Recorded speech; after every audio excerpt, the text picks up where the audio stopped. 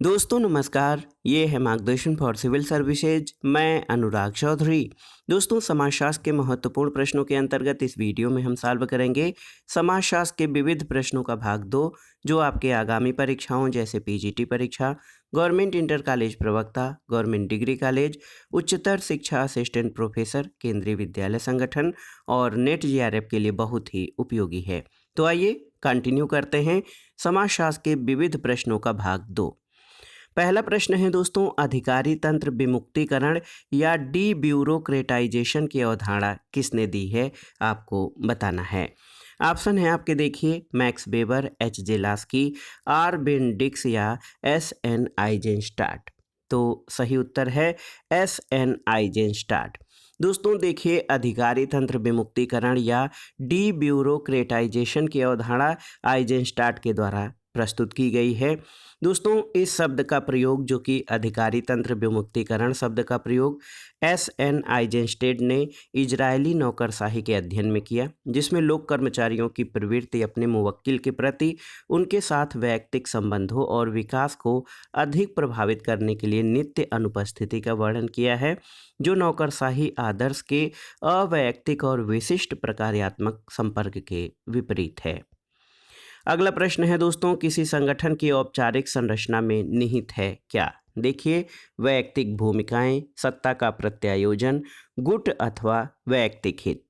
तो सही उत्तर है दोस्तों, किसी संगठन की औपचारिक संरचना में सत्ता का प्रत्यायोजन यानी डेलीगेशन ऑफ अथॉरिटी निहित होता है, और सत्ता का अभिप्राय उस वैधानिक अधिकार से है जिसके तहत कोई भी उच्चाधिकारी अपने अधीनस्थों को आवश्यक निर्देश दे सकता है, और प्रत्यायोजन का तात्पर्य सत्ता हस्तांतरण से होता है। अगला प्रश्न है दोस्तों, सशक्त कार्यदल, जिसको कि एम्पावर्ड एक्शन ग्रुप कहा जाता है, इसमें कौन सा राज्य शामिल नहीं है? देखिए, राजस्थान, पंजाब, छत्तीसगढ़ या उत्तर प्रदेश। तो सही उत्तर है दोस्तों, सशक्त कार्यदल में पंजाब शामिल नहीं है। इसमें कुल 8 राज्य शामिल हैं: बिहार, झारखंड, मध्य प्रदेश, छत्तीसगढ़, उत्तर प्रदेश, उत्तराखंड, ओडिशा और राजस्थान। पंजाब इस कार्यदल में शामिल नहीं है, और क्षेत्र विशिष्ट कार्यक्रमों को यानी एरिया स्पेसिफिक प्रोग्राम की तैयारी करने के लिए सरकार द्वारा सशक्त कार्यदल यानी एम्पावर्ड एक्शन ग्रुप की स्थापना की गई थी। अगला प्रश्न है दोस्तों, आगमन और निगमन तर्क क्या है, आपको बताना है। देखिए, परिवर्त का प्रकार, निदर्शन पद्धति, ज्ञान प्राप्त करने की पद्धति या फिर उपर्युक्त में से कोई नहीं। तो आप जान लीजिए दोस्तों, आगमन और निगमन तर्क ये ज्ञान प्राप्त करने की पद्धति है। ऑप्शन सी आपका सही उत्तर है।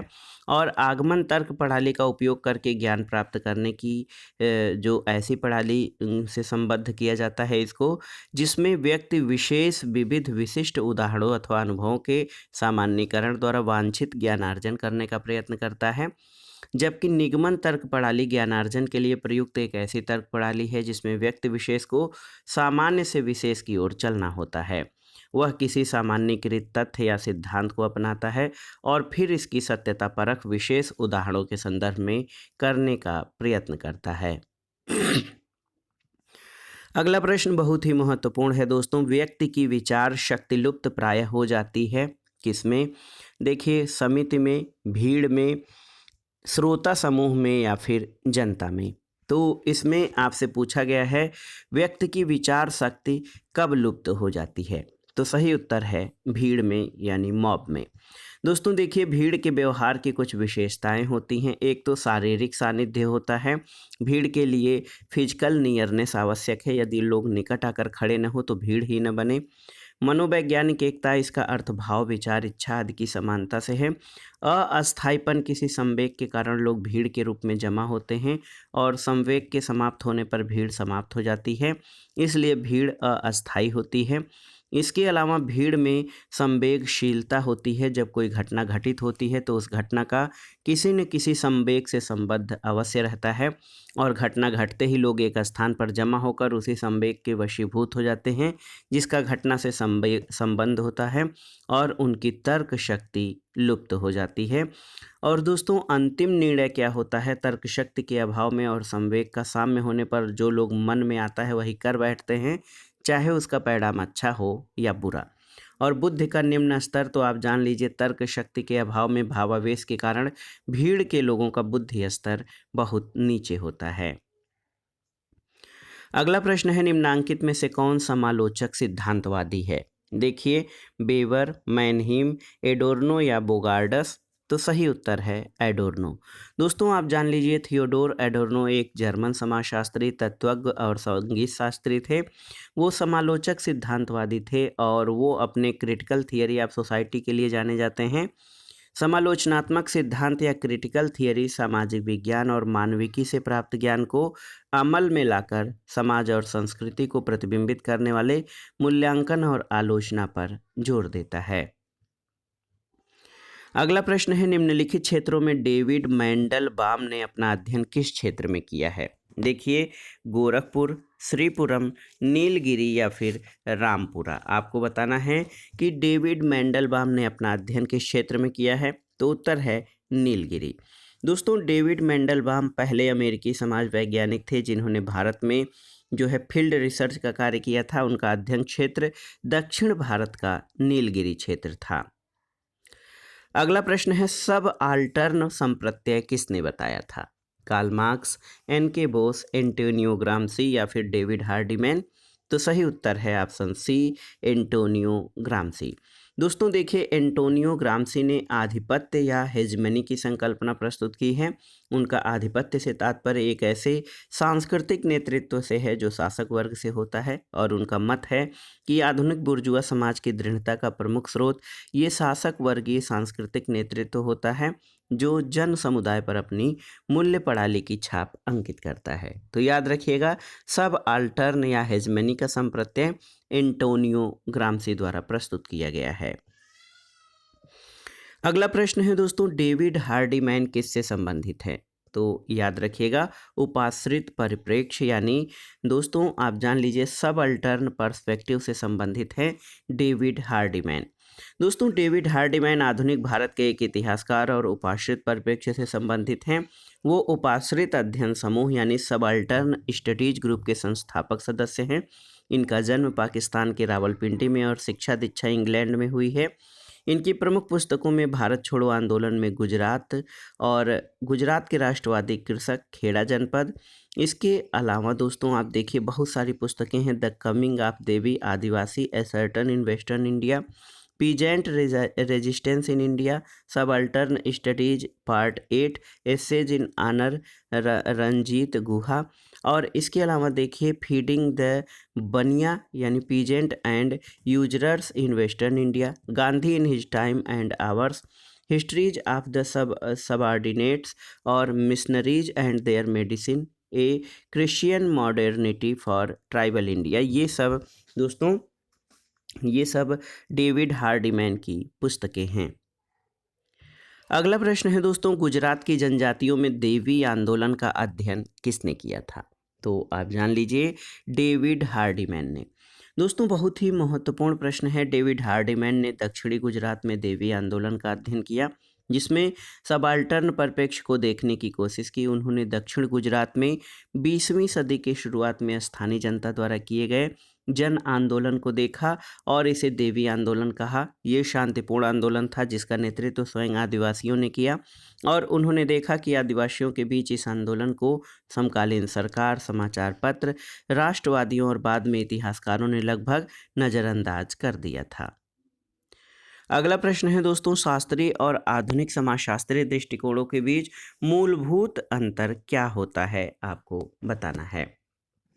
तो सही उत्तर क्या है दोस्तों? देखिए इसमें सही उत्तर है शास्त्रीय और आधुनिक समाजशास्त्रीय दृष्टिकोण में मूल अंतर मध्यम विन्यास के सिद्धांतों का होता है। और आप जान लीजिए दोस्तों कि शास्त्रीय समाजशास्त्रीय दृष्टिकोण व्यापक दृष्टिकोण सामाजिक ढांचे को केंद्र में रखता है, जबकि आधुनिक समाजशास्त्रीय दृष्टिकोण अपेक्षाकृत सूक्ष्म सामाजिक इकाइयों को केंद्रित रखता है। तो इसलिए आप जान लीजिए दोस्तों कि जो ये शास्त्रीय समाजशास्त्रीय दृष्टिकोण है ये आप जान लीजिए आर्थिक और सांस्कृतिक क्षेत्र पर ध्यान केंद्रित करके ये बहुत ही महत्वपूर्ण है की जो स्थिति है इसमें यहाँ पर आप देख सकते हैं दोस्तों, शास्त्रीय और समाजशास्त्रीय दृष्टिकोण में मूलभूत अंतर समष्टि से व्यष्टि सैद्धांतिक दृष्टिकोण तक निःशब्द स्थानांतरण का होता है। और आप जान लीजिए कि इसमें शास्त्रीय समाजशास्त्रीय दृष्टिकोण व्यापक सामाजिक ढांचे को केंद्र में रखता था, जबकि आधुनिक समाजशास्त्रीय दृष्टिकोण अपेक्षाकृत सूक्ष्म सामाजिक इकाइयों पर ध्यान केंद्रित करता है।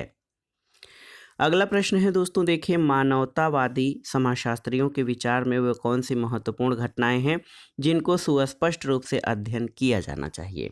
तो आप जान लीजिए, सही उत्तर है मानवतावादी समाजशास्त्रियों के विचार से वे अनूठी ऐतिहासिक शक्तियां या क्रियाएं जिन्होंने मानव अनुभव के क्रम को मुख्य रूप से निर्मित किया है, इसका अध्ययन जरूर किया जाना चाहिए। आप देखिए दोस्तों, मानवतावादी समाजशास्त्रियों के विचार में वे अनूठी या अद्वितीय ऐतिहासिक शक्तियां या क्रियाएं जिन्होंने मानव अनुभव के क्रम को मुख्य रूप से निर्मित किया है, इनको सुस्पष्ट रूप से अध्ययन किया जाना चाहिए। अगला प्रश्न है दोस्तों, सिद्धांतवादियों का समीक्षात्मक संप्रदाय आर्थिक निश्चयवाद तथा सामाजिक जीवन के अन्य पहलुओं का असंतुलन किस प्रकार ठीक करता है। तो क्या हो जाएगा, सही उत्तर हो जाएगा आर्थिक और सांस्कृतिक क्षेत्र पर ध्यान केंद्रित करके ऑप्शन सी। आप देख लीजिए दोस्तों, सिद्धांतवादियों का समीक्षात्मक संप्रदाय आर्थिक निश्चयवाद और सामाजिक जीवन के अन्य पहलुओं के असंतुलन को आर्थिक तथा सांस्कृतिक क्षेत्र पर के ध्यान केंद्रित करके ठीक करता है। और आर्थिक निश्चयवाद शब्द अमेरिकी इतिहास के लेखन में इतिहासकार चार्ल्स ए बियर्ड के साथ जुड़ा हुआ है। वो मार्क्सवादी नहीं था, लेकिन उसने अपने कार्यों में एक तरफ जहां बैंकरों और व्यापारिक हितों के बीच लंबी अवधि के राजनीतिक संघर्ष पर जोर दिया, तो वहीं दूसरी तरफ कृषकों के हितों पर भी। अगला प्रश्न है दोस्तों, आधुनिक नौकरशाही के विकास में कौन से कारक का योगदान नहीं है, आपको बताना है। यहाँ पर देखिए, वस्तु विनिमय लेन देन की अर्थव्यवस्था का विकास, मुद्रा पर आधारित अर्थव्यवस्था का विकास, प्रशासनिक कार्यों का विकास या फिर कानून या वैधानिक गारंटियों की तर्कपूर्ण व्याख्या। तो सही उत्तर है आधुनिक नौकरशाही वस्तु विनिमय लेन देन की अर्थव्यवस्था के विकास पर इसमें महत्वपूर्ण योगदान नहीं है। आधुनिक नौकरशाही विकास में मुद्रा पर आधारित अर्थव्यवस्था का विकास, प्रशासनिक कार्यों का विकास और कानून का वैधानिक गारंटियों की तर्कपूर्ण व्याख्या का योगदान है। वस्तु विनिमय लेन देन की अर्थव्यवस्था का विकास आधुनिक नौकरशाही के विकास में कोई योगदान नहीं है। अगला प्रश्न आपको सूची 1 का सूची 2 का सुमेलन करना है। इसमें आप देखिए, सही सुमेलन करना है। समाज में व्यवहार करने के मान्यता या प्राप्त या स्वीकृत तरीके, ये मैकाइवर से संबंधित है। रिवाजों के निर्दिष्ट करने की एक सामान्य अभिव्यक्ति, ये दोस्तों आगबर्न से संबंधित है। इसके अलावा दैनिक जीवन में व्यवहार के ढांचे, गिलिन और वर्ग के सदस्यों के क्रियाकलाप की सामान्य साधारण आदतें, ये र्यूटर एवं हार्ट से संबंधित है। तो 2, 1, 3, 4 आपका सही सुमेलन हो जाएगा। 2, 1, 3, 4 ऑप्शन ए आपका सही उत्तर हो जाएगा। अगला प्रश्न दोस्तों कथन और कारण से संबंधित है। आप देख सकते हैं, कथन है मानव का सांस्कृतिक जीवन आर्थिक व्यवस्था का प्रतिबिंब है। कारण है उत्पादन का ढंग आर्थिक दशा से तय होता है। तो आप जान लीजिए दोस्तों, सही उत्तर हो जाएगा कथन और कारण दोनों सही हैं, और कारण कथन की सही व्याख्या करता है। कार्ल मार्क्स का विश्वास था कि मानव का सांस्कृतिक जीवन आर्थिक व्यवस्था का प्रतिबिंब होता है। इसका कारण है कि उत्पादन का ढंग आर्थिक दिशा से या आर्थिक दशा से तय होता है। अगला प्रश्न है दोस्तों, नीचे 2 कथन दिए गए हैं, एक को कथन और दूसरे को कारण कहा गया है। कथन है कि समाजवाद एक ऐसी आर्थिक व्यवस्था है जिससे उत्पादन और वितरण के साधनों पर राज्य का स्वामित्व होता है।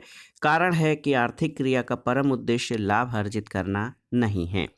आप देखिए दोस्तों, यहाँ पर आप देख सकते हैं कथन और कारण दोनों सही हैं, और कारण कथन की सही व्याख्या करता है।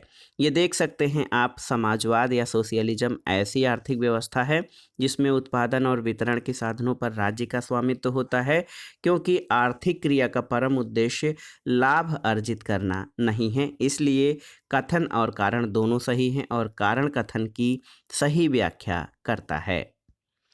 अगला प्रश्न है दोस्तों, दहेज की समस्या उस समाज में ज़्यादा गंभीर नहीं है जहाँ पर देखिए पितृवंशी व्यवस्था है, मातृवंशी व्यवस्था है, पितृस्थानी या फिर उपर्युक्त में से कोई नहीं। तो सही उत्तर है दहेज की समस्या उस समाज में ज़्यादा गंभीर नहीं है जहाँ पर मातृवंशज व्यवस्था है। मातृवंशी समाजों में, उन समाजों में जहाँ पर ममेरे फुफेरे भाई बहनों के विवाह का नियम है, वहाँ दहेज की समस्या विकट नहीं है। ये दोनों प्रकार के समाज दक्षिण भारत में पाए जाते हैं, इसलिए वहाँ पर उत्तर भारत की तुलना में दहेज की समस्या कम है। नायर, तीयार और नालगुड़ी, बेल्लर, चिल्लर दक्षिण भारत में परंपरागत मातृवंशी समाज हैं और केरल में नायर तो वधू मूल्य देते हैं और न दहेज देते हैं। नायर मातृ स्थानिक समाज है जिसमें मुलाकाती पति की प्रथा है। मुलाकाती पति यदाकृत्य अपने प्यार स्वरूप कुछ भेंट देता है। अगला प्रश्न है दोस्तों, देखिए सूची 1 का सूची 2 से सुमेलन करना है और दिए गए कोड के आधार पर सही उत्तर का चयन करना है।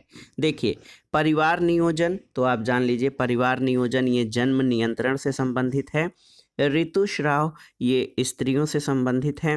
पोलियो ये पोलियो की दवा है और गर्भ निरोधक निरोध से संबंधित है। तो सही कोड क्या हो जाएगा, 4 3 2 1। आप देखिए ऑप्शन बी आपका सही उत्तर हो जाएगा।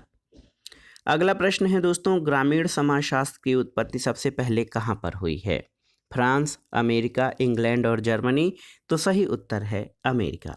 दोस्तों एक व्यवस्थित और वैज्ञानिक शास्त्र के रूप में ग्रामीण समाजशास्त्र की उत्पत्ति का विकास 20वीं सदी में हुआ है, लेकिन वास्तविक प्रारंभ 19वीं सदी के उत्तरार्ध में हुआ है।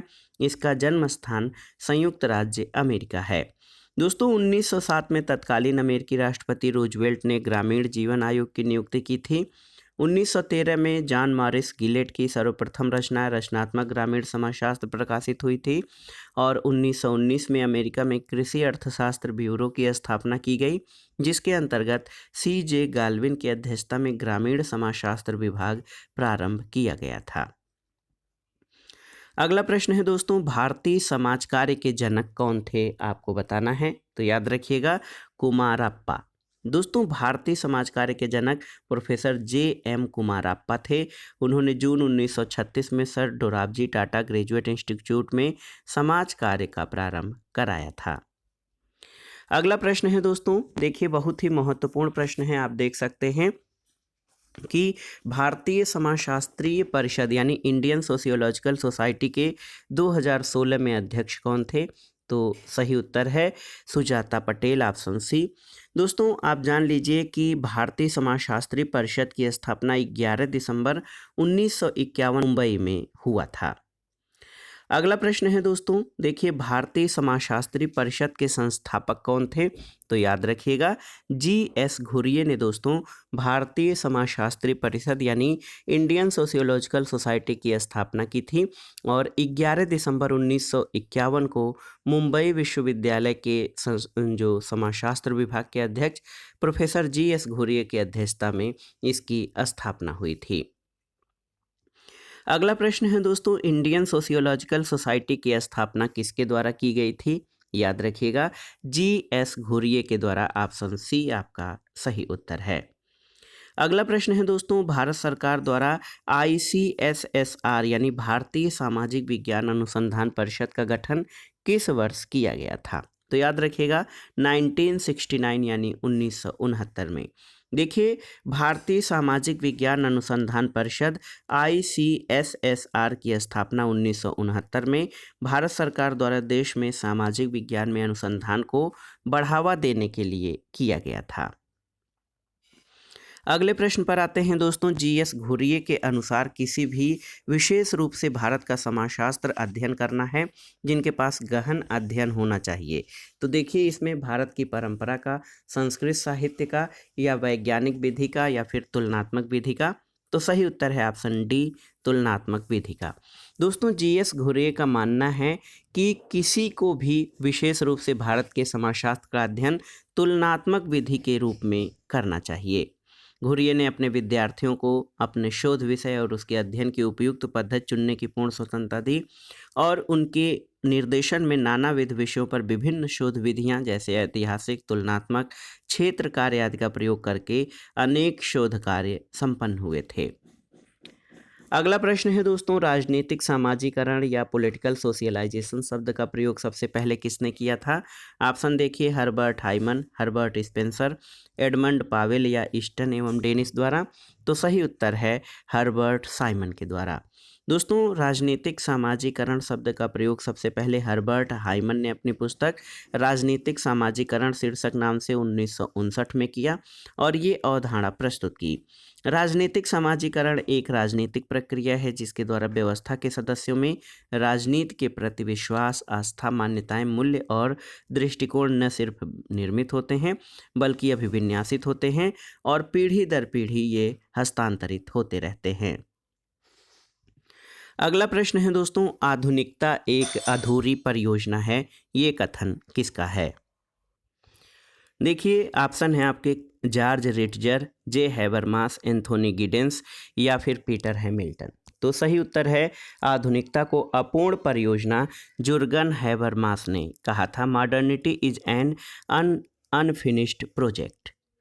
अगला प्रश्न कई बार पूछा गया है कि किसने आधुनिकता को एक अपूर्ण परियोजना समझा है? तो आप जान लीजिए, ये हैं जुर्गन हैबरमास। दोस्तों, आप देख लीजिए, जुर्गन हैबरमास ने आधुनिकता को अपूर्ण परियोजना समझा है। अगला प्रश्न है दोस्तों, देखिए बहुत ही महत्वपूर्ण है। आधुनिकता की निम्नलिखित विशेषताओं में से कौन सी विशेषता को हैबरमास ने आवश्यक बताया था? इसमें आप देखिए, प्रजातंत्र, पूंजीवाद, सार्वजनिक प्रक्षेत्र या तार्किकता। तो सही उत्तर है दोस्तों, आप देख सकते हैं इसमें सही उत्तर चारों हो जाएंगे कि आधुनिकता की इन विशेषताएं जैसे प्रजातंत्र, पूंजीवाद, सार्वजनिक प्रक्षेत्र और तार्किकता सभी को आवश्यक बताया है हैबरमास ने। अगला प्रश्न है, अभिव्यक्ति और भाषा को निम्न में से किसने विश्लेषण का आधार स्वीकार किया है? देखिए, हैबरमास, एल्थ्यूजर, ग्राम्सी या फूको। तो सही उत्तर है हैबरमास ने। हैबरमास ने अभिव्यक्ति यानी कम्युनिकेशन और भाषा के विश्लेषण का आधार स्वीकार किया है। उन्होंने कार्य के स्थान पर अभिव्यक्ति और भाषा पर विशेष बल दिया है। हैबरमास का मानना है कि संरचनात्मक क्रिया का उद्देश्य संचार को समझना है। संचार क्रिया की एक भाषा पाई जाती है जिसे तोड़ मरोड़ कर पेश नहीं किया जाना चाहिए। अगला प्रश्न बहुत ही महत्वपूर्ण है, विखंडन की अवधारणा किससे संबंधित है? तो ये जे देरिदा से। दोस्तों, विखंडन की अवधारणा फ्रांसीसी दार्शनिक जे देरिदा ने प्रस्तुत किया और देरिदा का कहना है भाषा को तोड़ मरोड़ कर प्रस्तुत न किया जाए, उसे ज्यों का त्यों प्रस्तुत किया जाना चाहिए। और अंग्रेजी संस्करण में डीकंस्ट्रक्शन दिया गया है जिसका अर्थ विखंडन, विरचना या विसंरचना होता है और यहाँ उसका अनुवाद विश्वपठन दिया गया है जो कि उससे कोई साम्य नहीं रखता है। तो दोस्तों, ये है विखंडन न कि विश्वपठन। अगला प्रश्न है, विखंडन का सिद्धांत किसने प्रस्तुत किया है? तो आप जान लीजिए, देरिदा ने विखंडन का सिद्धांत प्रस्तुत किया है। अगले प्रश्न पर आते हैं दोस्तों। महत्वपूर्ण प्रश्न है कि कौन मानते हैं कि सभी परिचय, प्रस्तुति, भविष्यवाणी इत्यादि अपने अस्तित्व के लिए अपने से बाहर कुछ चीज़ों पर निर्भर है? तो उत्तर है जे देरिदा। दोस्तों, देरिदा का कहना है कि all identities, presences, prediction depends on their existent on something outside themselves, something which is absent and different from them. अगला प्रश्न देखिए, किसका सिद्धांत विखंडनवाद के रूप में जाना जाता है? तो ऑप्शन नहीं बताएंगे। जे देरिदा का सिद्धांत विखंडनवाद के रूप में जाना जाता है। देरिदा भाषा को संकेतों का अवमूल्यन कहता है क्योंकि संकेतों की दुनिया में असीम अर्थान्वयन है जबकि भाषाई दुनिया का अर्थान्वयन सीमित है। और बारकर के अनुसार देरिदा लेखन को वाणी पर वरीयता देता है और ऐसा करते हुए वह स्वयं अपना ही विखंडन कर लेता है। देरिदा के अनुसार विखंडन का तात्पर्य मतभेद होना और उसे स्थगित यानी डिफर करना है। अगला प्रश्न है दोस्तों, किसने माना है कि तर्क पागलपन की अंतिम अवस्था है? देखिए, ऑप्शन है आपके फूको, देरिदा, H.G. बेल्स या C.W. मिल्स। तो सही उत्तर है जे देरिदा। फूको ने अपनी कृति मैडनेस एंड सिविलाइजेशन में कहा है कि तर्क पागलपन की अंतिम भाषा है। अगला प्रश्न है दोस्तों, देखिए, आधिपत्य शब्द की अवधारणा किससे संबंधित है? तो सही उत्तर है ग्राम्स्की। दोस्तों, आप जान लीजिए, समाजशास्त्रीय रूप से आधिपत्य एक सामाजिक वर्ग का समाज के अन्य वर्गों पर सामाजिक राजनीतिक यथास्थिति की स्थापना है और इस प्रकार के नियंत्रण में सेना, जो है उत्पीड़न के साथ सहमत की भूमिका में रहती है, यानी एक शासकीय वर्ग का समाज के दूसरे वर्गों पर नियंत्रण होता है। आधिपत्य की संकल्पना ग्रामसी द्वारा मार्क्सवादी चिंतन में उसकी महत्वपूर्ण देन मानी गई है, जिसका वर्णन उसकी रचना प्रिजन नोटबुक में मिलता है। अगला प्रश्न है, किसने कहा है जहाँ तक हिंदुओं का संबंध है वर्ग जाति अथवा जनजाति का समानार्थक है? देखिए, एल.जी. हेवानर, आंद्रे बेते, डांडेकर या घुरिये। तो सही उत्तर है हेवानर। दोस्तों, एल.जी. हेवानर ने कहा है जहाँ तक हिंदुओं का संबंध है वर्ग जाति अथवा जनजाति का समानार्थक है। अगला प्रश्न है, निम्नलिखित में से किसने पास्थुमस मॉडर्निटी की अवधारणा दी है? फूको, जिगमंट बॉसमन, जे देरिदा या फिर फ्रेडरिक जेम्सन? तो सही उत्तर है जिगमंट बॉसमन। दोस्तों, पास्थुमस मॉडर्निटी अथवा लेट मॉडर्निटी या लिक्विड मॉडर्निटी की अवधारणा को जिगमंट बॉसमन ने प्रतिपादित किया था और यह आज के अत्यधिक विकसित वैश्विक समाज की विशेषता है। अगला प्रश्न और आज के वीडियो का आखिरी प्रश्न है दोस्तों, पश्चिमी विषाक्तता या वेस्टोक्सिकेशन अभिजन या पश्चिमी विषाक्तता अभिजन की अवधारणा किसने प्रतिपादित की है? महत्वपूर्ण प्रश्न है। डी.एन. धनाग्रे, दीपांकर गुप्ता, सतीश देशपांडे या टी.के. उम्मन? तो सही उत्तर है दीपांकर गुप्ता। दोस्तों, पश्चिमी विषाक्तता अभिजन की अवधारणा दीपांकर गुप्ता ने प्रतिपादित किया है। इस अवधारणा का प्रयोग उन्होंने अपनी पुस्तक मिस्टेकन मैटरनिटी 2000 में किया है। तो दोस्तों, ये था आज का वीडियो, समाजशास्त्र के विविध प्रश्नों पर आधारित महत्वपूर्ण वीडियो जो आपके आगामी परीक्षाओं के लिए बहुत ही उपयोगी है। आप इन प्रश्नों को तैयार कर लीजिएगा। वीडियो आपको कैसा लगा हमें कमेंट बॉक्स में ज़रूर बताइएगा। वीडियो को लाइक करें, शेयर करें और इस चैनल मार्गदर्शन फॉर सिविल सर्विसेज को सब्सक्राइब करें। वीडियो देखने के लिए धन्यवाद। नमस्कार।